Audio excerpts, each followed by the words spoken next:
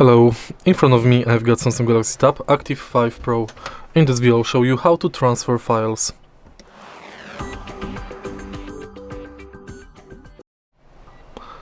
If you want to transfer files, you've got multiple ways to do it.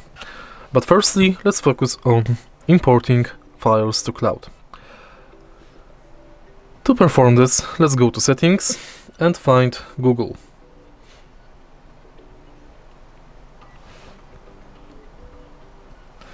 Enter Backup, and now simply select Backup Now to transfer all of your files to the cloud. You can also manage storage and check backup details. Also, you can backup data to your Samsung cloud. As you can see right here, we've got external storage transfer. You can also backup your data to USB storage device or SD card. In order to do it, connect external storage to your tab,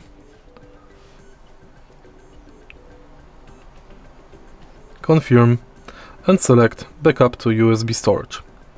If you want to transfer singular file, let's go to File Manager. Select file you would like to transfer.